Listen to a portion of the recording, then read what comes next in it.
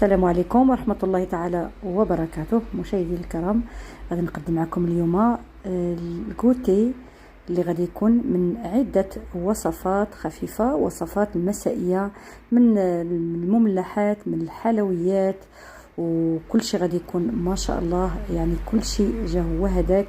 كاين الحريشات، كاين هاد لي سيجار هادو اللي غادي يكونوا محشوين باللحم المفروم او اللحم الديك الرومي المفروم مع الانواع من الاجبان. كيجي ممتاز وهائل، وكثر شيء انه بسيط وما كياخذش الوقت بزاف.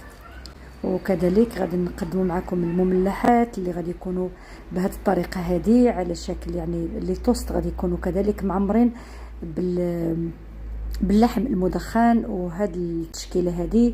وغادي تكون معنا الكيكه اللي مسقيه بالشوكولاته اللي كتكون رائعه، وغادي ندير فيها واحد المكون اللي غادي يخلي هاد الكيكه هذه تجي لذيذه بزاف. وكذلك الشيشه، بسم الله على بركه الله. اول حاجه كنبدا بالكيك ديالي. عندي 4 البيضات و120 غرام ديال السكر اللي غادي نطربهم جيدا مع قبصه ديال الملح.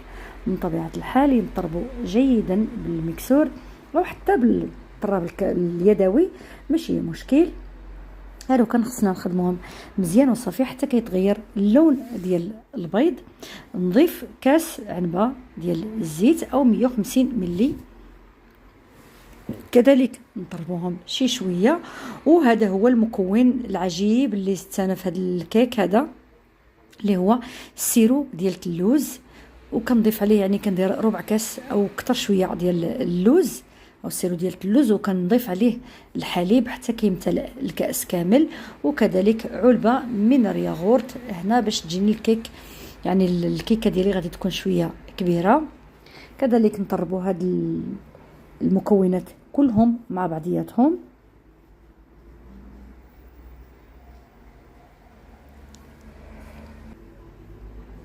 وهنا غادي ندوز ندير الدقيق. عندي انا هاد الطاسه هذه كترفد 120 غرام، درت 2 ودرت 3 الخمارات ديال من فئه 21 غرام، عفوا ديال 7 غرام، ثم 3 21 غرام.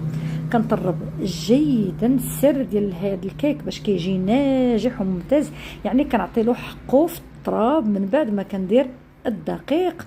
وغادي نزيد واحد شويه، يعني غادي نكمل تقريبا 300 غرام ديال الدقيق، ما بين 280 غرام حتى ل 300 غرام على حسب القياس ديال البيض.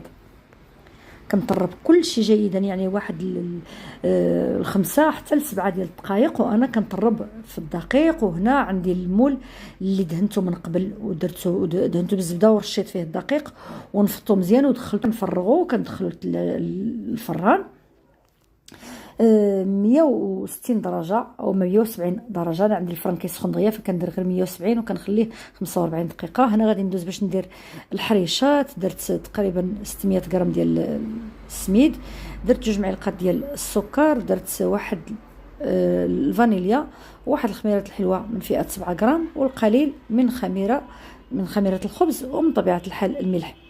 عندي نصف كاس ديال الزيت، وكنرجع كنبسس بيديا حتى يعني ندمج الزيت والمكونات كلهم مع بعضياتهم. وهنا غادي ندير واحد الكاس ديال الحليب. اللي ما عندهش الحليب عادي يمكن لها دير غير الماء وصافي. انا اليوم حبيت يعني نكهها بالحليب، وغنضيف كاس ونص ديال الماء، يعني كاس ديال الحليب وكاس ونص ديال الماء. غادي نخلط كل شيء هكا خلطه خفيفه، وغادي نتركها جانبا تتشرب مزيان. هنا غادي ندوز باش نوجد معكم لي سيجار.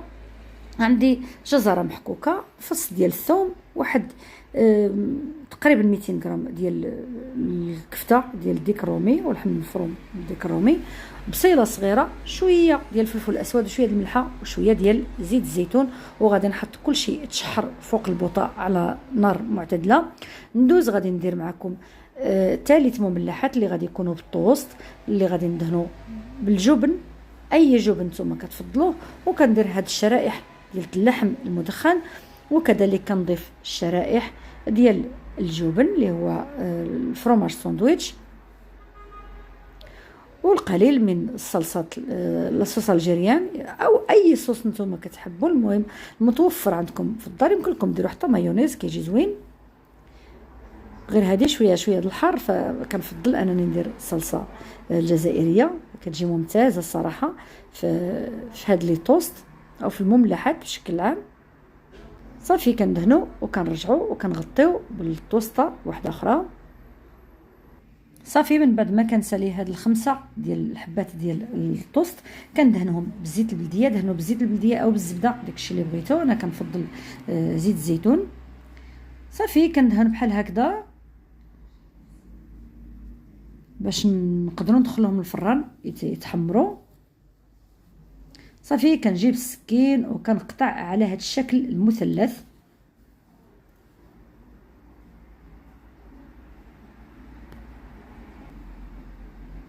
صافي كندخلوهم للفران حتى كيتحمروا. هنا كنرجع باش نعمر لي سيجار ديالي من بعد ما طابت الحشوه وخليتها حتى بردت جيدا. درت عليها الجبن الاحمر والجبن الموتزاريل. كنخلطوا كلشي من طبيعه الحال. كنخليو الحشوه حتى كتبرد مزيان.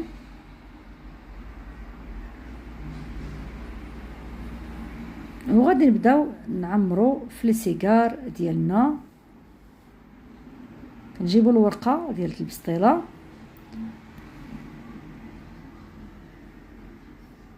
صافي كنطويو من الجوانب، يعني كنديروا القدر الكافي وكنطويو من الجوانب وكنلفوا بطريقه سهله جدا.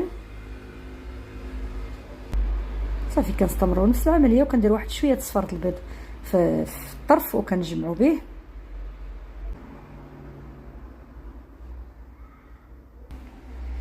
وهنا غادي ندوز نرجع للسميده ديالي او الحريشات ديالي اللي غادي نكورهم وغادي نرش عليهم السميده. وجبت هذا الاطار هذا باش يجيوني كيف كيف، يعني غادي يكون شكل واحد وقياس واحد. صافي ساهلين ماهلين. كنكوروا الكويرات وكنشروهم بالدقيقه ديال عفوا السميده وكنديروهم في الوسط وكنضغطوا صافي بالكف ديال اليد ديالنا وكنديروهم يطيبوا. هنا بالنسبه لي توست من بعد ما خرجتهم من الفران تحمروا كما كتشوفوا حتى تحصلوا على، يعني تحصلت على واحد اللون اللي هو ذهبي. صافي هنا كنزوقهم بالكروفيت اللي هو مشحر وحبات ديال الزيتون. الكيك كذلك ها هو صافي راه خرج من الفران طاب. وهنا غادي نسقيه بصلصه الشوكولاته على حسب. انا عندي الاطفال صغار في الدار فبالتالي درت الصلصه ديال الشوكولا. يمكن لكم ديروا بالكونفيتور او اي شيء بغيتو تزوقوا به، كيبقى داكشي اختياري كل واحد شنو كيبغي. انا درت الشوكولاته لان عند الاطفال. صافي وكنحصلوا على هذا الشكل اللي هو رائع. لي سيجار ديالنا راهما وجدوا مقرمشين ورائعين حقيقه، كيجيو لذاذين بزاف. هنا غادي نقدموا لي توست ديالنا. كنجيب واحد الصحن كندير فيه واحد شويه ديال الورق ديال الخس.